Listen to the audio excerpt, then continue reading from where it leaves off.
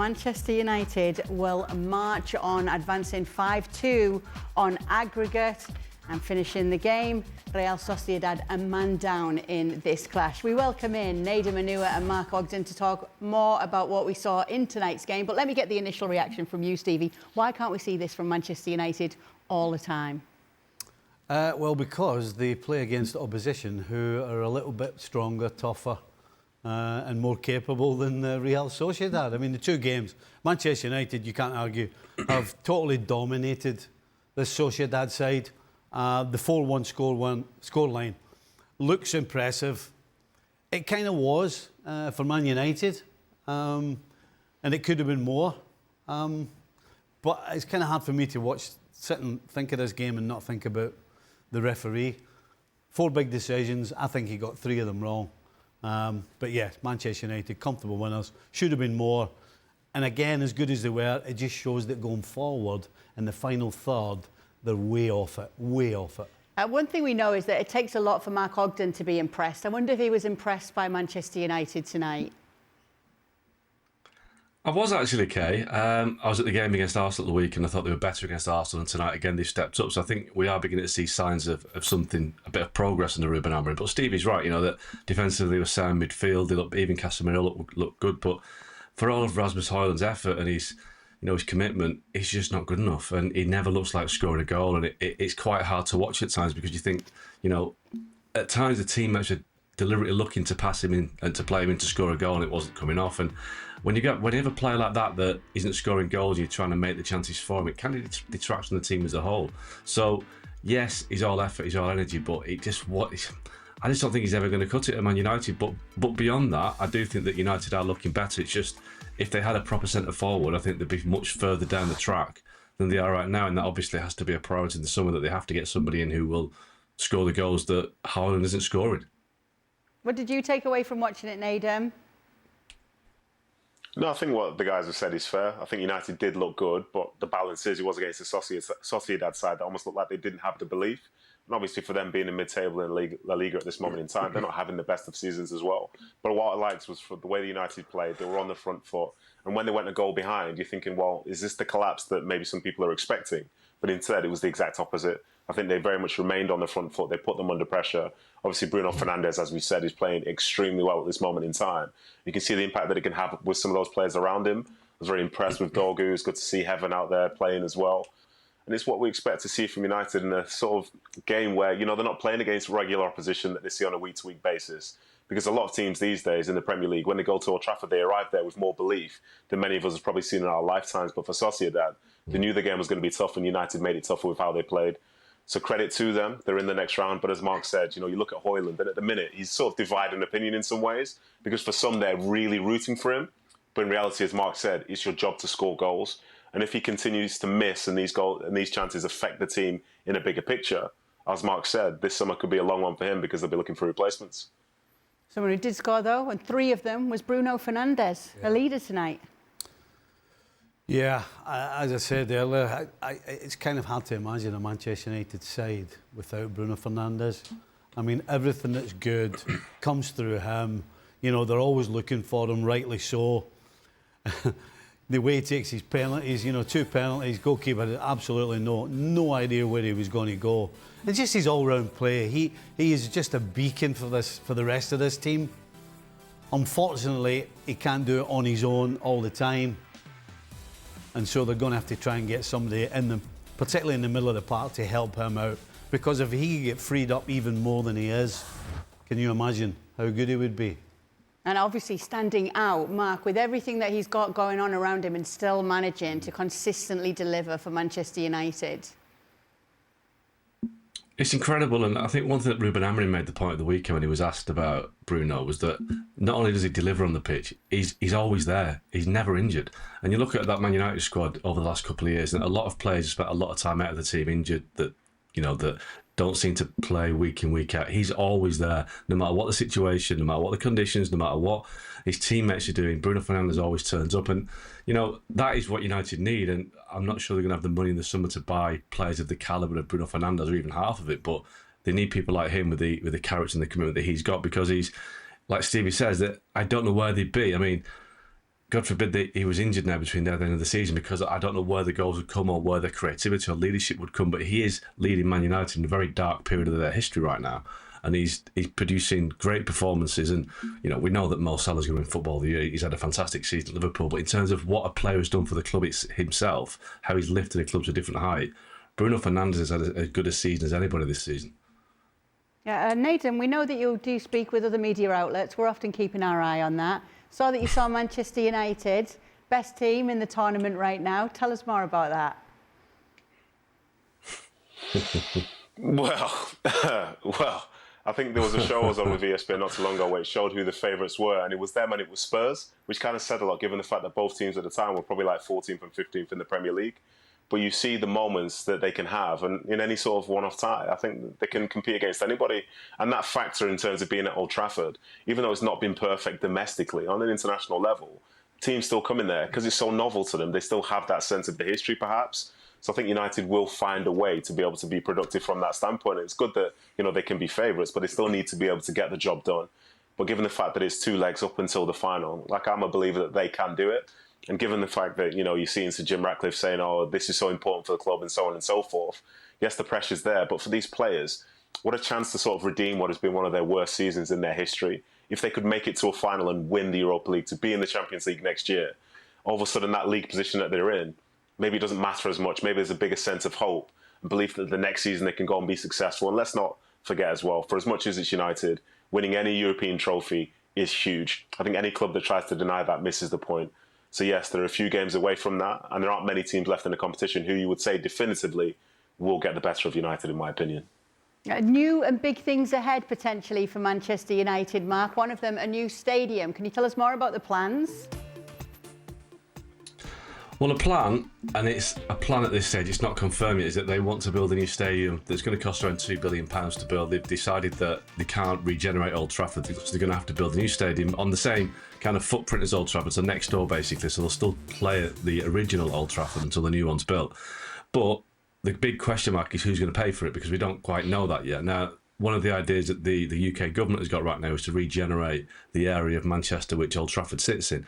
And Sir Jim Ratcliffe has said that for United to go ahead with this project, the government have to go ahead with their project of regenerating the area around it, so that United say they will pay for their £2 billion chunk, but it's going to be part of a much bigger idea to regenerate the area. And the thinking is that if the regeneration goes ahead, it'll be easier to attract funding because it'll be a more attractive area, a more attractive proposition. But £2 billion is a heck of a bill for a club that's already approaching £1 billion in debt. And, you know, I think 24 hours before Jim Ratcliffe said he was going to build this new stadium, he was saying that the club might have run out of money by Christmas. So it doesn't quite stack up that, you know, no money by Christmas, but we're going to build a £2 billion stadium in maybe 5 or 6 years. So a lot of ifs, buts and maybes right now, but it looks great, you know, apart from the strange tent poles that are with it, but it looks a bit like a circus tent at times. But I think the ambition's there, but whether it goes ahead or not, we'll wait and see. And we wonder what will happen inside it. However, I do have this image of Nedum Onuoha skipping, you know, into Old Trafford to be pitch side for his FA Cup coverage when he's covering Manchester United in this sparkling new stadium. Bet you can't wait, Nedum. Oh, honestly, there's nothing better than being surrounded by even more Man United fans because they love me so much for my City roots. You know, being in front of 100,000 K, what more could I ask for? That would be so great. Bring it sooner. Exactly. 5 years, it's too long. Obviously, it's good, though, what you're looking at, Stevie, here. If you're a Manchester United fan, you're going to be liking what you're hearing in terms of that there's big plans for the future ahead.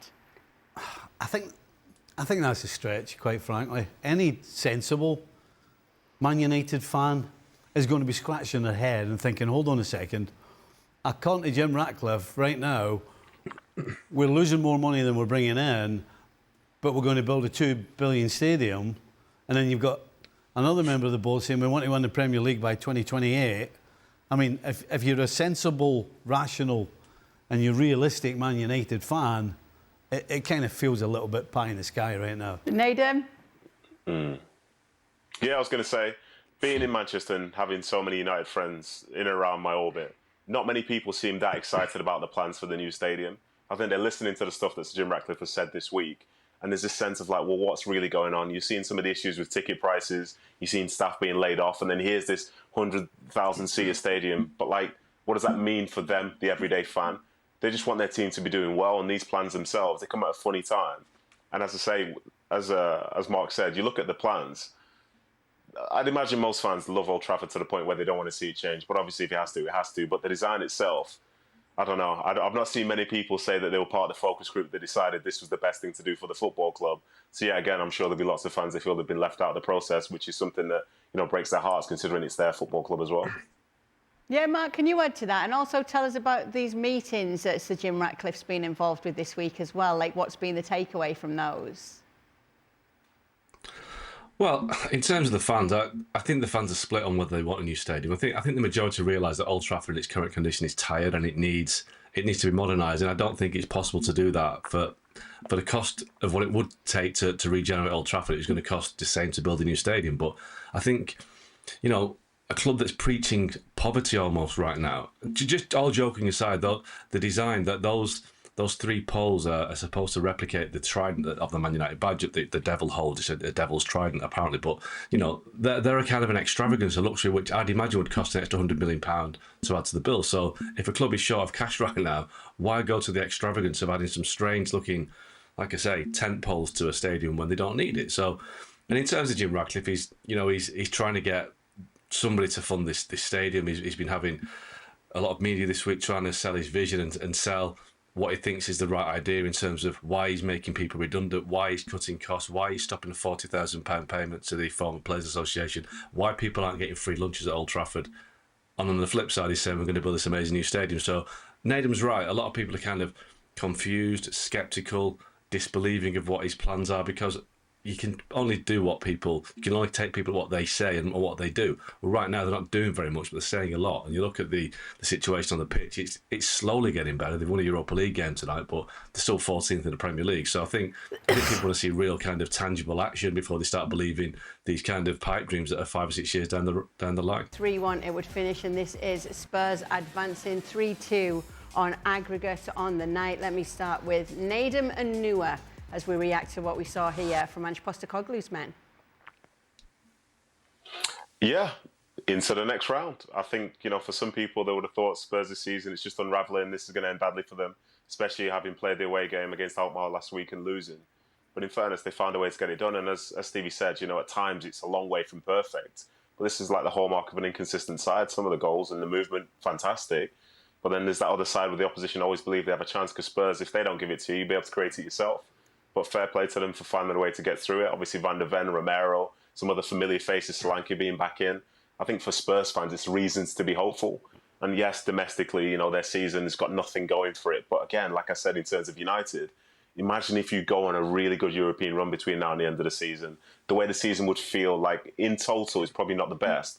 But how you finish sometimes can make a big difference. And for Spurs being in that next round, knowing that a couple of games away from being a real significant sort of like moment in the club's history, fair play to them for doing it. And if those players can come back in, can maintain some fitness, get some of that match fitness as well, I think there'll be a dangerous side in it. And again, it's probably one of the reasons why they're like second or third favourites to win the whole competition. Yeah, big players coming back that they've obviously missed. Their injury list has been well documented. That is massive for Spurs right now, isn't it? Oh, big time. Certainly would help having all the so-called top men on.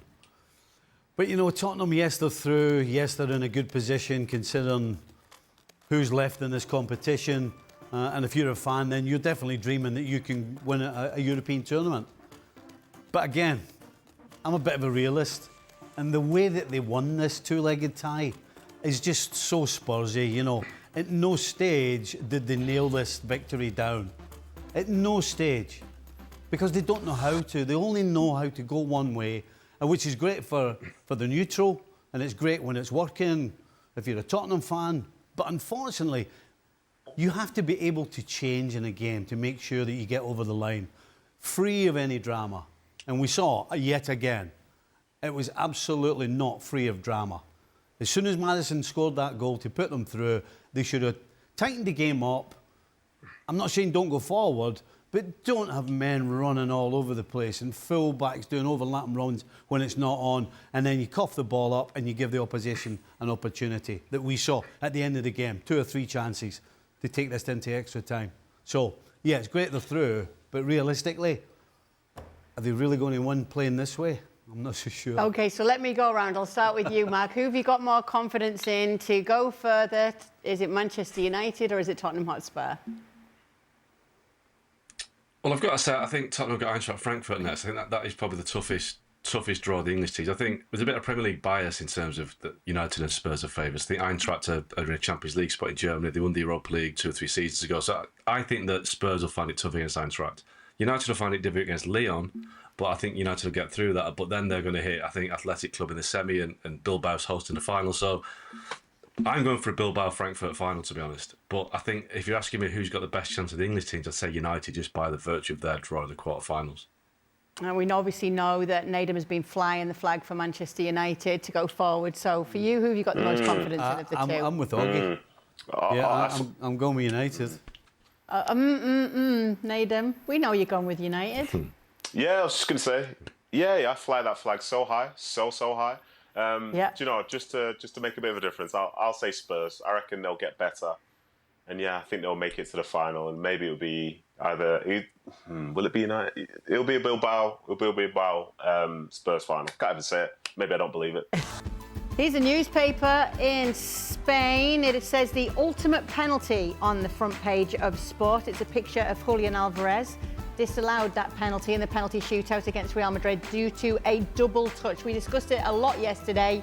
Let's hear what Diego Simeone's reaction was to the drama. ¿Ustedes lo vieron? ¿Ustedes lo vieron?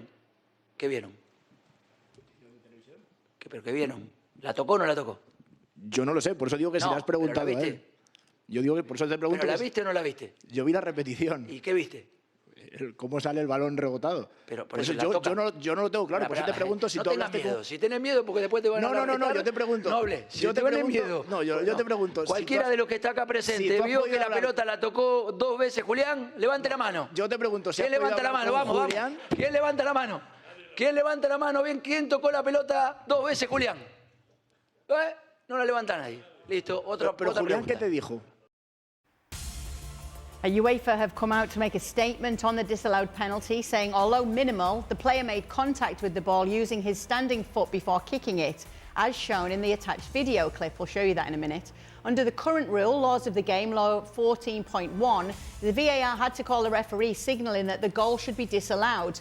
UEFA will enter discussions with FIFA and IFAB to determine whether the rule should be reviewed in cases where a double touch is clearly unintentional. It really is ridiculous, right? It should be really straightforward. If you can definitively say he touched it twice, then you disallow the goal. If you can't definitively say he definitely touched it twice, then you have to give the goal. That shouldn't be that complicated. It really shouldn't be complicated. As you can see, our Madrid correspondent, Alex Kirkland, has joined us. He was at the game yesterday to witness all of this. Were you one of the ones who didn't raise your hand in the press conference with Diego Simeone, Alex? I was going to say, Kate, I was in that press conference. I did not put my hand up. It was great fun, actually, that Simeone presser. It was very entertaining. You could hear from his tone and see there as well. He was having some fun with it. He was laughing. He was smiling. But to be fair, I mean, none of us put our hands up because in the stadium, certainly, none of us had a clue what was going on in terms of the Julian penalty. We had no idea. There was just confusion. And for a minute or two after the incident, we didn't know what was going on the big screens in the stadium where they sort of tally up the penalties. They were showing it as the penalty having been scored.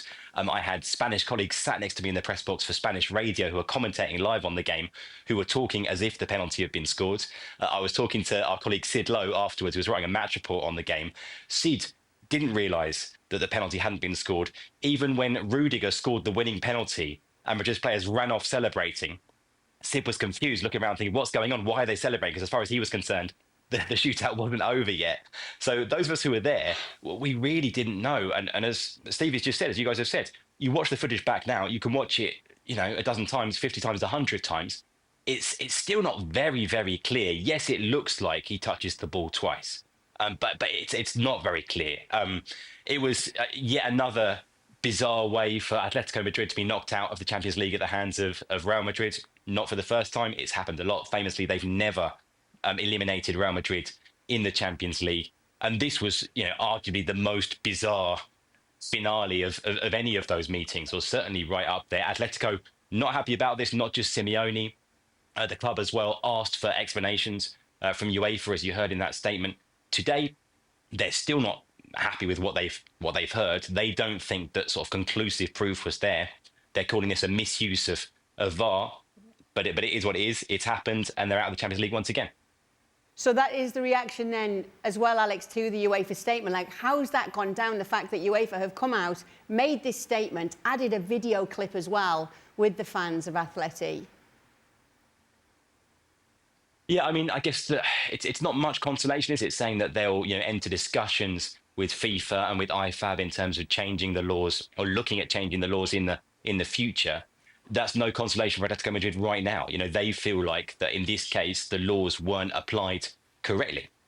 So it's no consolation whatsoever for Atletico. Like I say, they are not happy. I mean, they've got to really just get on with things, because at this stage of the season, there's no time to dwell on this. They've got a massive game in the Liga against Barcelona on Sunday. They cannot afford to spend any more time really thinking about this and talking about this. They've got to focus on that game, and that will be Simeone's message as well. But no, Atletico Madrid are not happy, because they, and rightly so, I think they feel like they were the better team in this game, and arguably over the two legs as well. If anything, I don't know if you'd agree, but this feels almost like one of those things where it's like, is the dress white and gold or is it blue and black? Like people are so divided by it, but essentially it's only one thing. And for me, I think he's touched it twice. It looks like he's touched it twice. And I think it's a good spot by the video assistant referee, which gets them into criticism. But I think they'll be praised and championed within their community, because I think that is the right call. Because they've all probably got younger eyes than you as well, to be fair, Stevie. Yeah, hold on. Can you show it again? Well, I'll take my glasses off. Oh, yeah, definitely touched it. Yeah, definitely. I mean, listen, if you ask 100 people, I'm going to say 90% will tell you they're not sure. And the rules are, unless it's clear and obvious, they keep wanting to throw this out when it suits them. So you have to do it now. You have to use it when it goes the other way, and it's not clear and obvious. So if it's not clear and obvious, then you can't give it. And by the way, they're only trying to deflect by bringing out this nonsense about changing the rule. There's nothing wrong with the rule. The rule's fine. You're not allowed to hit it twice. You shouldn't be allowed to hit it twice. Don't slip. I mean, these things are common sense. I'm not convinced by that, to be honest. They're common sense. There's nothing wrong with the rule. And if you can't see it properly, you can't disallow it. See, this is the problem. Like, simple. I see it clearly. Like, I can clearly see he's touched it twice. My whole point is I'm not sure what I'm saying, because it's not clear and obvious. Right. And that's why it should have been given. Simple common sense. After seeing the video, Alex, what did you think? After seeing it multiple times, watching it in slow motion, frame by frame, over and over again, yes, it probably looks like to me there are two touches, but it's very, very difficult to identify. I'm amazed that in the limited time they had, the officials were able to identify that and make that call. I think that is really, really remarkable. And it's very unusual. It's very rare. I think Simeone was saying afterwards he couldn't remember another incident like this. There have been some, people have gone back to clips of, say, Messi taking a penalty in the World Cup and that kind of thing that didn't get called out. Ancelotti was his usual pragmatic self afterwards in terms of Real Madrid, saying, "Look, it's bad luck," but he did touch it twice. By the way, I should say as well, there were sort of mixed messages from Real Madrid afterwards. One or two of the players, Rodrigo, for example, talking to Brazilian TV, saying, "Look, we kind of put pressure on the officials. It was spotted on the Real Madrid bench, and they looked to put pressure on the referee and the officials to look at it." You can see a lot of the players sort of signalling in the footage, saying two touches. And Ancelotti said no. As far as he was concerned, it wasn't that Madrid and their players had notified the referee. It was that the referee was already aware of it, and they were just kind of making sure of that. But that was interesting, going back and looking at that footage as well. You can definitely see Mbappe and Bellingham, a number of the Real Madrid players, really being quite insistent to the referee. Look at it. There were two touches. So they on the Real Madrid bench, pretty much straight away, they saw something, even if the rest of us didn't. So that angle, Alex, right? So obviously we didn't see that angle. No, last night. What we saw was every angle but that one. So are you telling me that the VAR, that was the angle they saw 10 seconds, 30 seconds, a minute after the penalty was taken? Or is it taking them hours upon hours to search through all kinds of footage to try and get something that they can go, yeah, definitely hit it twice. Is that how it was? Is that how? Can I take this one? Yep. So I don't know if that this we is don't know, but what we can say, of course, is that Sorry, go on. No, go ahead, Nedum, and go ahead, Nedum, and then Alex can come in after that. Okay, so if in UEFA competition maybe it's different, but in the Premier League, the way that they do it is that all the angles that you see on the broadcast, they're great, but the video assistant referee has more angles, and they don't always share them to the TV broadcast. So sometimes as viewers, we think we're seeing what they're doing in real time, but in reality, we're not. The footage that they see is what they need to be definitive, because not every angle can be broadcast from a sort of TV perspective. So the stuff that they've brought out to show this, that's what they would have looked at yesterday. And maybe there are more angles as well, but in reality, sometimes we believe that we see it through their eyes, but in reality, we don't. They've got far more at their disposal to be able to make the decisions that they make, which are tough decisions. But again, like, you don't think it's clear and obvious, but they've seen something that made it clear and obvious. And a lot of the time, we don't get the chance to see that. And I think, in my opinion, maybe the audience deserve more to be able to see those angles, but there'd be a reason why they're not showing them. But this is common practice within the Premier League, at least, anyway. Alex? Yeah, I was going to make exactly the same point. It's the same here in Spain. Exactly the same thing applies, where the pictures that we are seeing are frequently not the same pictures that the VAR are using. They have access to different camera angles, more camera angles. So just because we haven't seen something, that it's easy, of course, to presume that it doesn't exist or that it wasn't available at that time, but that's not necessarily the case. Okay, so we already heard the law mentioned, so let's show you that law that they say that they will be discussing. 14.1 procedure. The ball is in play when it is kicked and clearly moves. The kicker must not play the ball again until it has touched another player. At 14.2, if after the penalty kick has been taken, the kicker touches the ball again before it has touched another player, an indirect free kick is awarded. Alex, do you think that they're going to be looking at whether UEFA do follow up on this and do go on to continue to discuss this rule and this law here? I mean, let's see, because it's a very non-committal statement. It's not a promise to make changes. It's saying we will look at discussing this with the relevant authorities. And it's worth saying, it's not UEFA who make the laws of the game. It's not UEFA who change the laws of the game. It's IFAB, as they referred to in their statement. And they're the ones who are the sort of the guardians of the laws of the game. Any changes have to be discussed, proposed, ratified, trialed. It's a long, drawn-out process. So this feels a bit like, to me, UEFA, trying to give Atletico something, saying, okay, look, we accept that this is a bit weird. There's no kind of advantage gained by Julian in this instance. It's not like he's taking a touch and then taking another touch, which is what the law is kind of supposed to be all about. Maybe we do need to look at these involuntary incidents in the future. But yeah, there's no commitment there at all, and there's no idea of how long this might take, and if indeed anything might change in the end. Vinicius is perfectly entitled to enjoy the result. He didn't particularly enjoy the game. It wasn't one of his best performances, and it was really topped with that penalty miss, which was really bad. It was unlike him. He is one of Madrid's regular penalty takers. Ancelotti said afterwards he was down to take it. This wasn't a last-minute decision. It wasn't that Mbappe didn't fancy it or Bellingham. It was going to be Vini. It was Vini. He's normally pretty good from the spot. Like I say, he's one of their three main takers with Mbappe and Bellingham. This was a really poor penalty. It wasn't a great performance, but they got there in the end. Of course, he went off in the end. Angela said he was tired, went off before the shootout. But he's entitled to enjoy the win. He gets a lot of stick from Atletico Madrid fans. He's whistled every time he gets the ball. Lots of chanting, kind of aimed at him, against him. And so I think it sort of goes with the territory. It's fair enough that when you've got the win, then you can enjoy it, whether it's celebrations on the pitch or posts on social media or whatever. I don't think everyone, I think, understands that, and it hasn't been made not much of a bigger. There've been bigger controversies around today here in Madrid, as we've just discussed at length, rather than Vini's tweets. Is trash talk dependent? Like, are you allowed the trash talk, Nedum? Are you given a pass on the trash talk if you've played well, or does it matter that you've missed a penalty in this game? Is it always allowed? Is it fair game? I think I'm with Alex. Essentially, you should be allowed to celebrate however you want. But say if he was one of my teammates, I'd be a bit frustrated. But maybe that's just his character. Maybe that's what sort of gets him going. And in some ways, maybe not yesterday, because he didn't have the best of games anyway, especially with that penalty miss.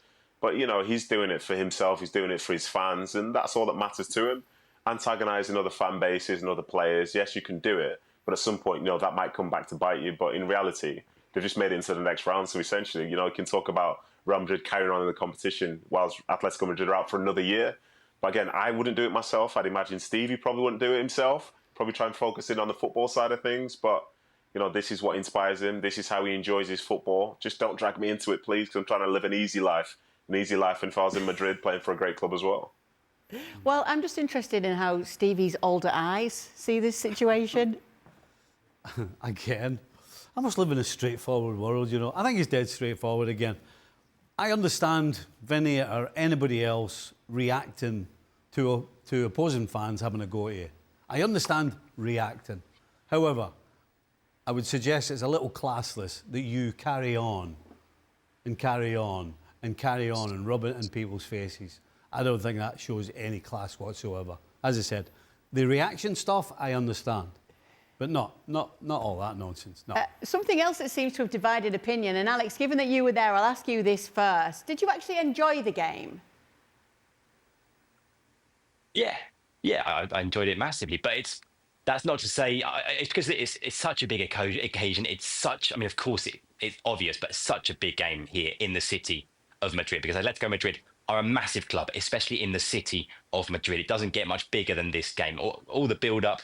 The atmosphere was incredible. The stadium was packed. So as an occasion, being there was sensational. And the game itself, I found it absolutely gripping. Yeah, it might not have been, it wasn't the most kind of free-flowing, open game, but I couldn't take my eyes off it. And the nerves, certainly inside the stadium, maybe this doesn't come across as much watching on TV, but being there, the nerves as sort of the clock ticked down, you were getting closer to 90 minutes, especially then before extra time, when you know that it only takes one mistake, one slip up, one moment of brilliance, one goal, and it's over, for either team, and there's no time for the other team to react, and especially given the history between these two, and like I was saying earlier, just how much Atletico have suffered at the hands of Real Madrid in Europe. The tension was almost unbearable. After that, it maybe got a bit more entertaining in terms of because tired legs. It opened up. There were more chances, and the penalty shootout was brilliant drama. So yeah, as an occasion in terms of the tension and the way that it played out, yeah, I thought it was fantastic. The word on the street, Nedum, is that you weren't that impressed with this match. Well, I mean, there's more context to it because, as Alex said, the occasion itself is a massive occasion. Madrid derby in the knockouts of the Champions League, given their history against each other, it's a real significant sort of moment. But I think essentially there's certain parts of the football which were for the purist because you saw the attackers for Real Madrid. Did they have a good day? Not really. You saw the attackers for Atletico Madrid. Did they have a good day? Not really. Was there lots of good football being played? Not really. So I'm watching it, and as you say, look at the stats. That's from 2 hours worth of football. You'd probably hope that both teams would maybe have a bit more in terms of bigger chances and bigger moments. But then again, it's the tension of the occasion, and that's the stuff which probably leads to the purist. Because if somebody that wasn't necessarily into the Champions League or into these two sides or football was told, watch this game, it's going to be a great game, Real Madrid versus Atletico, I don't think they'd walk away saying that's one of the best things that I've seen. I'm going to try and see more. But again, the stories are there. That matters. Alex feeling the sort of atmosphere in the stadium, that's fantastic. But I don't think it's one of those games that I remember for stuff beyond the penalty shootout and the Julian Alvarez two-touch penalty, which obviously some people still believe is one. Let's get to what's next then. For Real Madrid, it is Arsenal in the quarterfinals. This is how the bracket is shaping up right now. Real Madrid are favourites. Alex, how do the Madridistas feel about Arsenal next door? I think they view themselves as favourites. I think they're aware that Arsenal are one of the best teams in the Premier League, but have some difficulties in terms of form, in terms of injuries to key players. I mean, Real Madrid almost always view themselves as favourites against everybody, and it's not going to be any different here. There's relatively little shared history between these two clubs. Of course, they only met in the Champions League once, in the 2005-2006 season, in the last 16 over two legs. They haven't met since, and so it's not like going up against a club like Liverpool or Manchester City, where they've played each other quite a lot in the last few years. There's only that one example to go on. Of course, on that occasion, Arsenal famously came out on top, winning 1-0 at the Bernabeu.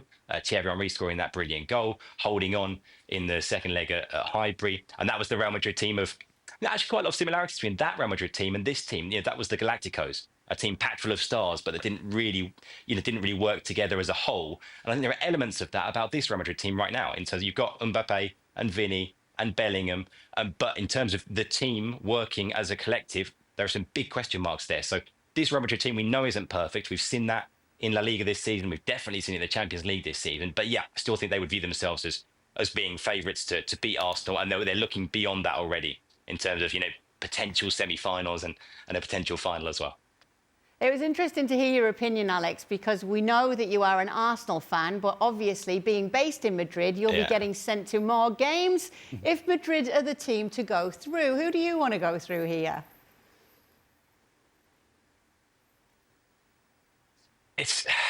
For me, it's a very special game. Yeah, it really is, because I was at those games in 2006, both legs, and so to see Arsenal play Real Madrid in the Champions League, the club I support and the club that I cover, it's really special. There's no question about who I want to go through, but it's not the same as who I think will go through. Unfortunately, I would absolutely love it if Arsenal could somehow find a way, but I can't. I can't see it. It's a head and heart kind of situation, I think.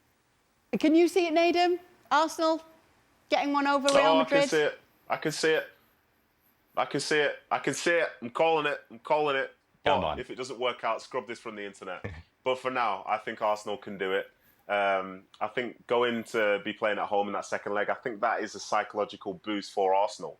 If it was the other way around, then they had to play Real Madrid in the Bernabeu to try and find a way into the semi-finals, I wouldn't really back them as much. But the fact is, I think they're capable of being able to do a job on Real Madrid. Real Madrid obviously have their strengths, but I think Arsenal have theirs as well. And I think from a matchup standpoint, I think Arsenal can make a really good go of it. They're not going to be giving away a ton of goals. And yes, we see their struggles in terms of them sort of making some goals and so on. But maybe this is where the set pieces really count. And I think the difference between them and Real Madrid, for Arsenal, this is their singular focus. For Real Madrid, they still have the La Liga title to go for. They have so many big games on a week-to-week-to-week basis. So I'm going to be leaning towards Arsenal. But like I said at the start, if I am incredibly wrong, scrub this from the internet, and I never suggest it. And Hala Madrid always. But for now, Arsenal. Maybe you can actually agree with Nedum on something tonight. Here? No, sorry. You can't go against Madrid in this. But absolutely Arsenal can do it. That front three haven't exactly flown together, have they? And defensively, if you give Atletico Madrid 17 shots up, and Atleti weren't particularly good, then even Arsenal getting 17 shots might score a few goals. So it'll be tight, but you couldn't go against Real Madrid. It might be irrelevant anyway, because Barcelona are favourites to win the whole thing. Once we've seen all these results go through and we now know who our quarter-finalists are, it is Barcelona who sit top there. Obviously a very exciting side, Alex. Do you agree that they should be favourites here? Yeah, I think for me they are, or if not the favourites, one or two favourites to win this competition. I think we've seen what a good team they are this season, pretty consistently. Yes, with one or two exceptions, with that big dip they had in La Liga in particular in December, but otherwise they've played pretty much consistently some of the best football in Europe. Yes, it's a high risk strategy they play sometimes, but it tends to pay off for them more often than not. They've got some of the most informed players in Europe, the likes of Rafinha and Lamine Yamal. Yeah, I think that they deserve to be there among the favourites. And looking at the way it's opened up for them now in terms of the draw, I think getting to the final is absolutely a realistic possibility for Barcelona. And there, let's see, will it be Real Madrid? Will it be PSG? Will it be Arsenal? We don't know. But yeah, I think Barca are rightly considered among the favourites, absolutely. Let's see what changes we see in La Liga's table after the weekend's game. This is how the title race is looking right now. Real Madrid are in action against Villarreal, but Atleti and Barcelona face each other on Sunday. You can catch that game on ESPN+. Dan Thomas is actually in Madrid now, tearing it up. Look out, Alex Kirkland. Luis Garcia and Dan Thomas will be joining the show as well.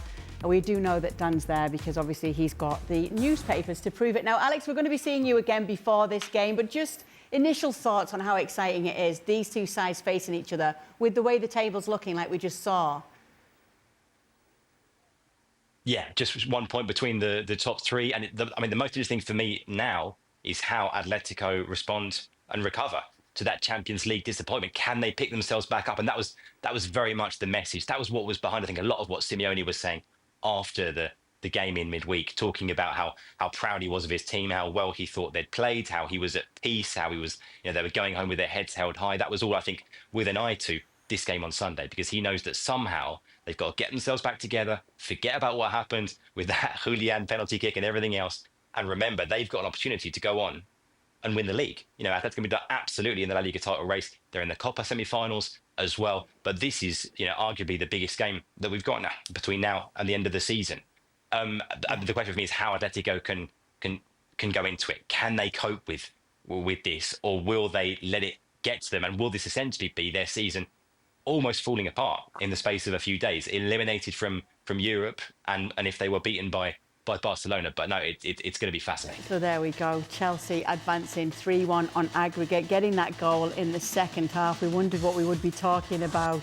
In fact, it's probably going to be still the same topic. It is Chelsea against Legia Warsaw next when it comes to the quarterfinals. These are the rest of the teams that have progressed as well. This is the thing, Nedum. I was going to be saying, is it a cause for concern if it was 0-0 that they're not going for it in this game and they're just protecting their lead? Or is this smart from Chelsea when you actually do have that lead and you come into a game with it to not really exert yourselves too much and just do what you need to do to progress in the tie? I'm not sure about that, to be honest. I think Stevie said something on the show which really stuck with me not too long ago, where he said if you start fast, you can slow down, but if you start slow, sometimes you can't speed up. So I think for the way that Chelsea played, yes, you could give them credit for being able to manage the tie overall, but if there would have been a goal behind or possibly two, do they have the ability to react to that?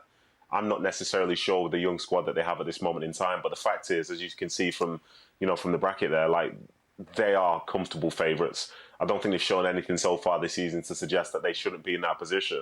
And when you know that they can continue to get better and so on, you see a very clear path for them to the final. And then from there, can you manage that one individual game? But I'm sure there'll be some teams in there who think they can affect it, who believe they've got just as good a chance. But Chelsea feel like they're a class apart. They're a team that will likely end up in the Champions League next season, in my opinion, for how they're doing domestically. They've got so much talent. They have so much versatility as well. So many players that can come in and out as they please. So, yeah, I think it's credit to Chelsea for getting through. I think some people probably expected a bigger scoreline, so credit to Copenhagen as such, who probably believed they had a good chance as well. But I think Chelsea, as I say, is anyone surprised that they've won this game? Probably not. Has anyone seen a team on that list? Maybe Betis, who's recently beaten Real Madrid. Maybe they could upset them. Well, if they're going to play against them, going to see them in the final. So let's see if that's going to be the game. See, Nedum quoting you there, Stevie. That's what I really love about you. You're such a football philosopher on this show. You've been watching the wrong show. We've got the deodorant comment. Well, yeah, the horse. But I did actually, the horse comment. This was a good one from you. Do you remember? Well, have you been saying that a lot? The first time I heard it was Joe Fagan at Liverpool when I was 19, 20. Before games, he used to talk about it. He always when you were 19 years old, 20 years old, not in 1920. Yeah, sorry, yes. When I was around 19 and 20 years of age. Yeah, he used to say it all the time. Before, when the bell would go for everybody to get out, he would go around talking to the obviously the more senior players in particular, and say, right, let's make sure that everybody starts fast, because once we get this game under control, we can then slow it down, control it, and take care of it. Welcome into the latest edition of Extra Time. We didn't have to wait too late to do the show because of Extra Time tonight, which was a bonus. Yes, we've seen that the last couple of nights. Nedum Onuoha is with us. Stevie Nicol is with us. Nedum's been throwing some shade about Stevie's eyesight in the main show, but we'll see if that comes up again. Yeah. All right, I've got my questions in my email, apparently, so let me check that. Also, our talent schedule's in. Yeah, let's see who's on. Oh, there we go. Thanks, Jack. All right, Nedum, as an impartial person from Manchester, which match was more exciting to watch? PSG against Liverpool or Atleti against Real Madrid? I'm going to go PSG Liverpool because I saw lots of attacking and it didn't feel as tense from that sort of standpoint. So yeah, I think that one's an easy one for me with all due respect, because I saw, as I say, more sort of attacking intent and different styles of football at play for that PSG-Liverpool game compared to the Madrid derby, which is a good game by itself, but I think that's more for the purists, whereas the other one was just a footballing game, which I think anyone can get into. I think he only picked that just to spite you, to be honest, Stevie. The way he's been going tonight. No, not at all. He knows what he's talking about, that one. Yeah, absolutely. All right, Stevie, what's more pressure? Taking an in-match penalty that could win your team the match, or taking one of the penalties in a penalty shootout? Or taking one of the penalties in the shootout. Because one can win you the match.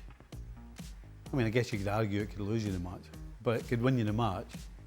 But absolutely, penalty shootout, you miss, chances are you've cost your team. Not always, though, Stevie. Not always. Not always. Not always. As you found out. Sometimes it works out. Sometimes it works. Sometimes you just have to have blind faith in yourself, just pick up the ball and walk straight to the spot, right? Yeah, and take the pressure off everybody else.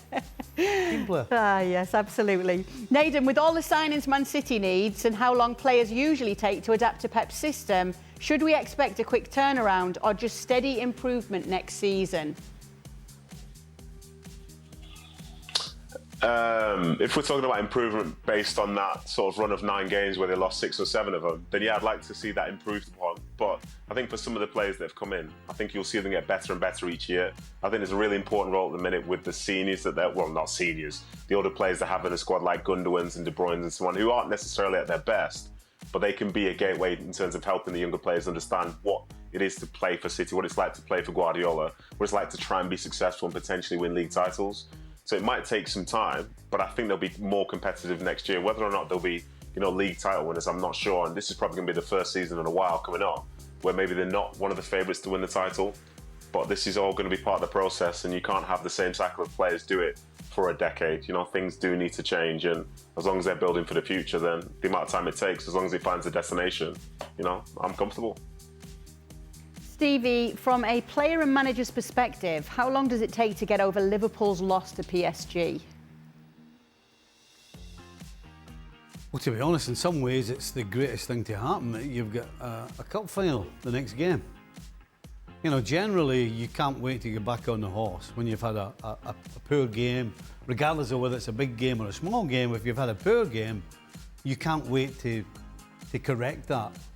And so I think in some ways, this is maybe a good thing. I tell you what we will find out though, because Arne Slot this season, we've been talking about how good his coaching is, how good his decision making is, how the way they play. Sometimes they play at 100 miles an hour, but sometimes it's slow and controlled. But I don't think he's ever had his man management skills tested yet. And his motivation and man management skills will absolutely shine through, hopefully, at the weekend. Because if he can pick his team up and get them playing anywhere close to what they're capable of, that'll be down to those things that I've been talking about there. Okay. Nedum, just how aware are players of what's going on behind the scenes in a club? That's a good question, but I think it depends on what the club is, where it's at, because sometimes, behind the scenes, you've got some clubs, especially down in the football pyramid, who, aren't getting paid. So yes, it's pretty clear at that point that they've got some issues. But on a day-to-day basis, if you're coming into work, you're seeing the same faces, like it's a familiar environment, you're training, the manager's the same, and there aren't things changing subtly, like say the way you travel or say places you stay or say the food that you eat, then people can sort of look into it but know that it's not really affecting them. I think at times you sort of realise these days the scale of football clubs, because some of the discussions which do matter, as a player you couldn't be further away from.